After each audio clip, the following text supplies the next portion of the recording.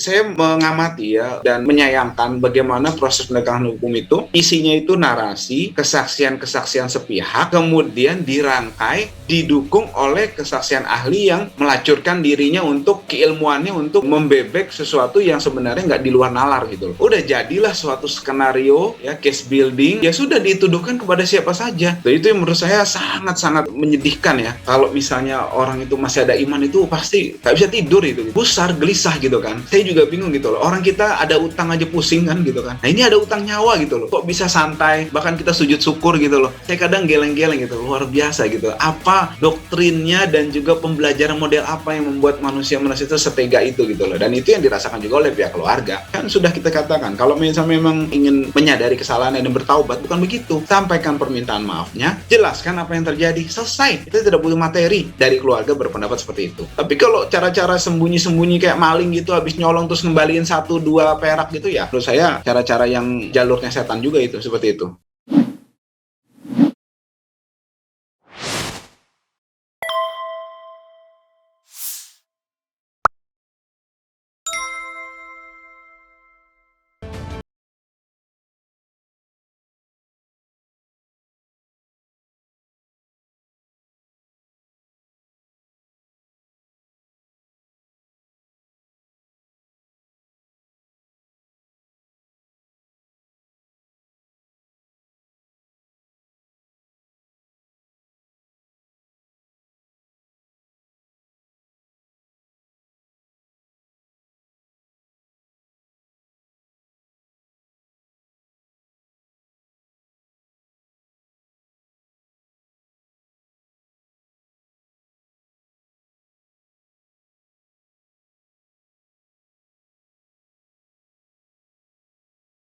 Jadi memang kita kemarin itu sebenarnya memang dari awal sudah pesimis terkait dengan proses penegakan hukum terkait dengan KM 50 itu. Kenapa kita pesimis? Karena memang bagaimana bisa jeruk makan jeruk kan begitu. Apalagi ini terkait dengan sesuatu tindakan yang memang ada hubungannya dengan tidak dapat kita lepaskan, mungkin boleh kita sampaikan begitu, dengan corak penguasa yang memang diduga ada keterlibatan dengan hal tersebut. Karena itu kan ada hubungannya dengan Habib Rizik Syihab juga, seperti itu kan. Di mana beliau keras menyuarakan perlawanan terhadap kezoliman yang dilakukan oleh penguasa, seperti itu. Jadi tidak sesederhana misalnya ini ada oknum penegak hukum yang terlibat keributan dengan masyarakat, tidak sesederhana itu gitu loh. Jadi memang ini kuat pengaruh kekuasaan dalam proses ini. Juga di situ itu dibuktikan dari apa? Sederhana aja. Dibuktikan dari bagaimana seorang terlapor, dalam hal ini Habib Rizik Syihab, dalam kasus prokes. Anda bisa bayangkan semua rekan-rekan semua, ini terlapor kasusnya prokes, gitu loh. Jadi kita nggak bisa bicara sederhana, oh itu ada keributan antara aparat dengan masyarakat gitu kan. Nggak sesederhana itu. Itu diawali dengan adanya laporan polisi dan juga adanya pemanggilan kepada Habib Rizik, di mana Habib Rizik tidak memenuhi panggilan yang pertama karena alasan yang dilindungi undang-undang. Apa itu? Beliau sedang pemulihan setelah sakit. Kan begitu kan? Nah, gitu. Jadi itu tidak bisa dilepaskan dari itu awalnya. Kemudian juga setelah itu ada surat perintah untuk surveillance. Kan begitu kan? Ini perlu dipertanyakan, untuk apa surveillance? Habib Rizik ini kan orang yang sudah lama di luar negeri, pengen pulang beberapa kali dicoba dihambat, ya nggak, bahkan sampai terakhir tiket anaknya itu hilang dari sistem airline-nya gitu kan. Nah, ada pembatalan gitu segala, dan saya mengetahui proses itu karena memang kita ikut membantu supaya beliau pulang lancar, kan seperti itu. Bagaimana mungkin beliau sudah capek-capek pulang terus mau baik lagi? Ini logika yang maksud saya sederhana untuk membantah. Kalau ada ntar kan Habib Rizik bisa balik lagi mau kabur mau apa, ini bodoh menurut saya. Dan ingat, ini kasus prokes loh, kasus prokes di mana saat itu marak. Kita sudah sama-sama tahu gimana diskriminasi penegakan hukum itu luar biasa. Banyak yang nggak dihukum kok. Kalaupun dihukum maksimal itu hanya denda, kan begitu kan. Nah, maksud saya ini keanehan-keanehan yang corak kekuasaan, corak represifnya itu tidak bisa kita lepaskan begitu saja. Kemudian surat itu isinya yang ditandatangani kalau saya tidak salah itu oleh direktur ya kriminal umum gitu kan.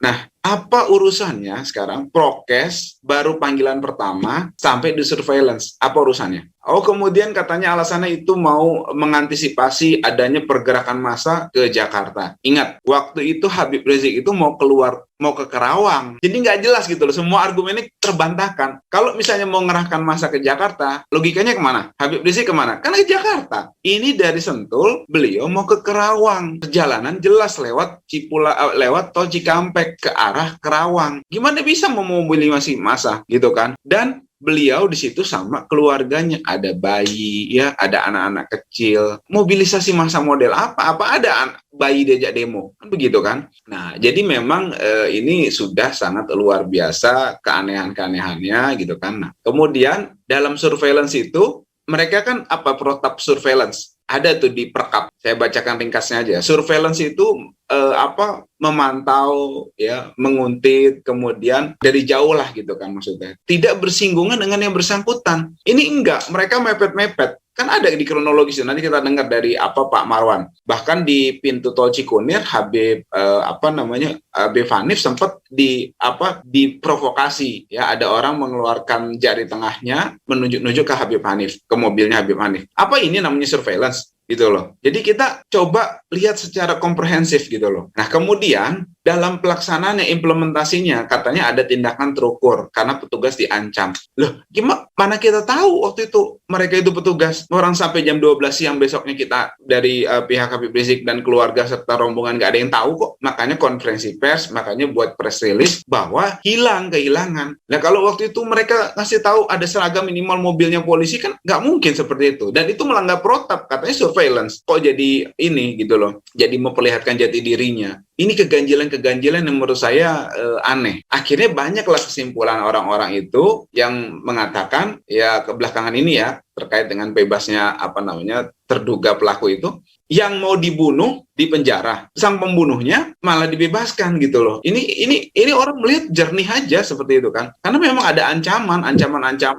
di mana puluhan mobil, ya, menurut kesaksian yang di TP3 tuh mewawancarai para pengawal yang lainnya itu jelas mereka diikuti berapa kali dipepet oleh mobil yang bergantian, berbagai jenis mobil gitu. Jadi dari beberapa periode waktu itu puluhan mobil gitu bergantian untuk memepetnya. Jadi memang ketika hal tersebut dibawa ke ranah pengadilan gitu kan, ya kita lihatlah kacau gitu loh. Jadi kronologisnya kacau, kemudian juga framingnya juga jadi seakan-akan pengawal ini yang sepihak gitu loh, melakukan seakan-akan ini ada pertarungan yang seimbang gitu loh antara pengawal yang tidak bersenjata itu, informasi yang valid gitu kan, dan pihak orang tidak dikenal yang akhirnya kita tahu sebagai anggota kepolisian, seperti itu. Jadi menurut saya ini tidak bisa dilepaskan begitu saja sesederhana itu, dan juga kita harus memperhatikan jelas bahwa ini kan proses banyak gitu kan, tadi dari ada TR-nya, bukan TR, maksudnya dari ada surat perintahnya untuk surveillance tadi,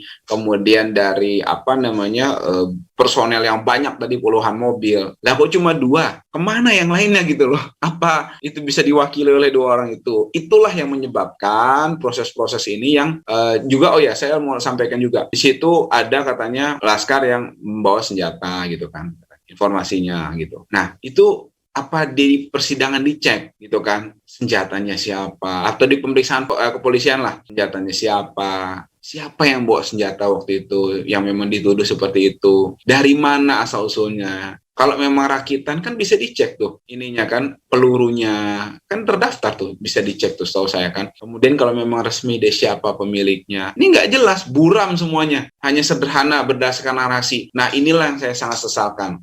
Penegakan hukum isinya narasi, sebagaimana yang biasa dilakukan dalam pemberantasan tindak pidana terorisme. Isinya cuma narasi, dia dasarkan oleh kesaksian, ya pastinya subjektif, karena kan kesaksian berdasarkan interogasi, kesaksian itu berdasarkan hasil analisa sepihak gitu. Jadi saya mengamati ya, dan menyayangkan bagaimana proses penegakan hukum itu isinya itu narasi, kesaksian sepihak, kemudian dirangkai, didukung oleh kesaksian ahli yang melacurkan dirinya untuk keilmuannya untuk membebek sesuatu yang sebenarnya nggak di luar nalar gitu loh. Udah jadilah suatu skenario ya, case building, ya sudah dituduhkan kepada siapa saja. Dan itu yang menurut saya sangat-sangat menyedihkan ya. Nggak ada bukti, nggak ada fakta yang mendukung untuk itu, hanya narasi, kesaksian sepihak, dan juga tadi didukung oleh pelacur-pelacur intelektual tadi. Jadilah suatu case building, dibawa ke pengadilan, ya kacau. Kalau misalnya ditindak serius, berantakan pasti semuanya. Begitu didukung juga mereka itu oleh opini-opini dari media, ada cipta opini gitu kan, bahwa ini teroris, ini teroris, ini teroris. Kalau misalnya dari pihak yang memang menciptakan case building itu, mereka mengatakan terbukti, bahasanya tuh, ternyata gitu kan, buzzer-buzzernya itu gitu. Dan media-media mainstream yang melacurkan dirinya demi sesuap nasi juga ikut gitu loh. Mereka mengatakan, oh ini ada ternyata begini, ternyata begitu, tidak disangka. Padahal sepihak mereka bicara gitu loh. Tapi giliran ada bantahan dari pihak yang terzolimi tadi, bahasanya adalah menurut klaim gitu kan, pengakuan gitu kan, bantahan gitu kan. Padahal kita kasih fakta gitu loh. Itu yang menurut saya sangat-sangat jelek ya dalam penegakan hukum, dan kita harus sadar ini supaya ini segera disudahi gitu kan. Jadi sekali ulang lagi, ada narasi, kemudian ada kesaksian-kesaksian sepihak, kemudian juga ada pelacur intelektual yang mendukung itu, mensupport itu dengan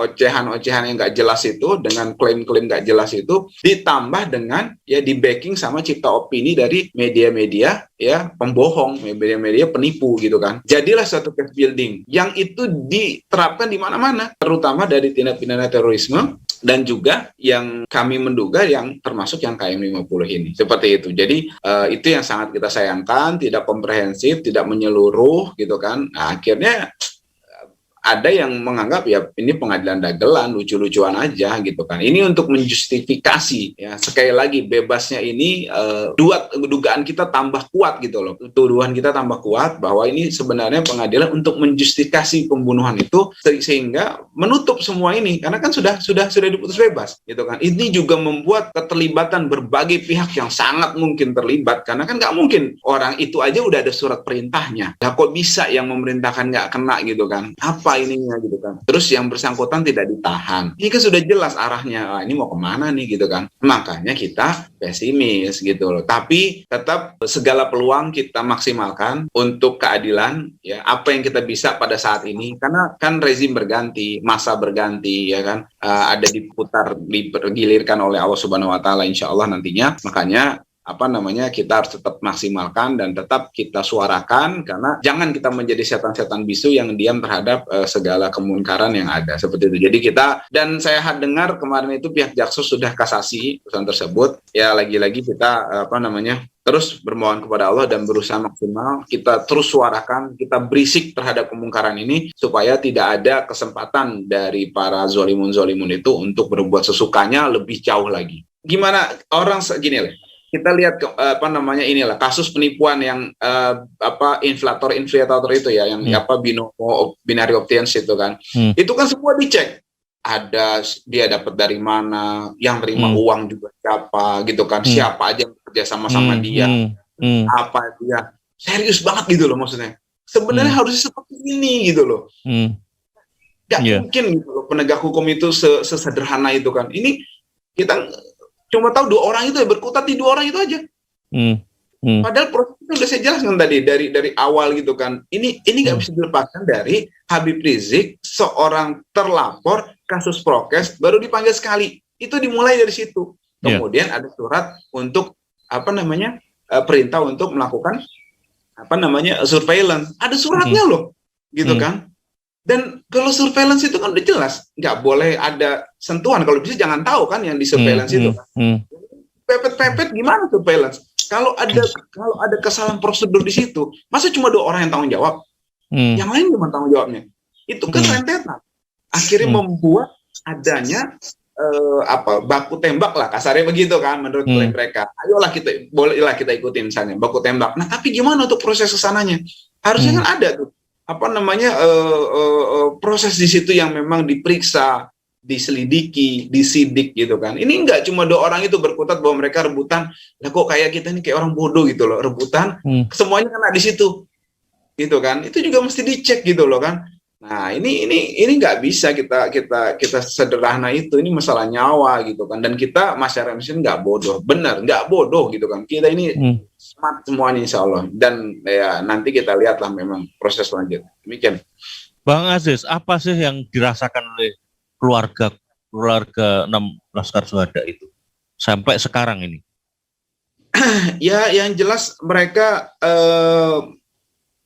ketidakadilan yang jelas kan. Ketidakadilan dan mereka bertekad bulat untuk menuntut keadilan ini sampai kapanpun kepada pihak-pihak yang bertanggung jawab. Ini menurut saya kalau orang masih ada iman ya, tadi Ustadz Ahmad Rosidin katakan kan, kalau misalnya orang itu masih ada iman itu pasti nggak bisa tidur itu gitu loh. Jadi apa ya? Gusar, gelisah gitu kan. Nah, saya juga bingung gitu loh. Orang kita ada utang aja pusing kan gitu kan. Nah, ini ada utang nyawa gitu loh. Kok bisa santai? Bahkan kita sujud syukur gitu loh. Saya kadang geleng-geleng gitu, luar biasa gitu. Apa doktrinnya dan juga pembelajaran model apa yang membuat manusia itu setega itu gitu loh. Dan itu yang dirasakan juga oleh pihak keluarga. Itu disampaikan kepada pihak kita. Jadi ada ketidakadilan dan keinginan untuk menggapai dan meminta keadilan dan melawan kezaliman itu tinggi seperti itu. Dan juga jangan lupa, saya mau buka di sini banyak upaya-upaya dari pihak yang tak bertanggung jawab gitu kan. Saya tidak bermaksud menuduh siapapun karena memang ini masih bias gitu kan. Artinya saya mencoba meskipun kita tidak diperlakukan adil, tapi kita jangan berlaku tidak adil juga terhadap orang lain gitu kan. Jadi ada pihak-pihak ini yang mencoba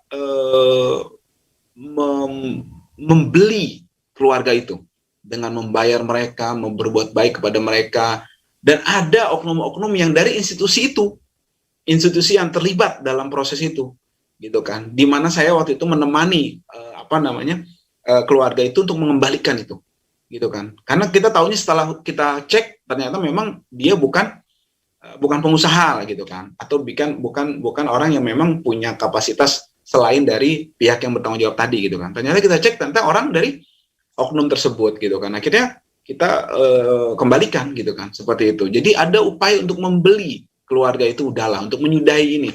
Ini menurut saya cara-cara yang sangat jahat gitu kan. Bahkan keluarga tadi tercetus seperti yang Ustadz Ahmad katakan. Kalau Bapak bisa bayar berapa tuh? 34 ontai atau berapa tuh? Nah, boleh saya ini. Kalau nggak usah Pak gitu kan. Nyawa anak saya nggak semurah itu. Gitu, sampai tercetus gitu loh.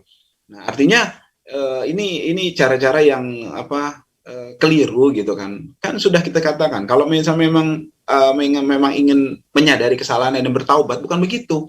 Sampaikan permintaan maafnya, jelaskan apa yang terjadi, selesai. Kita tidak butuh materi dari keluarga berpendapat seperti itu.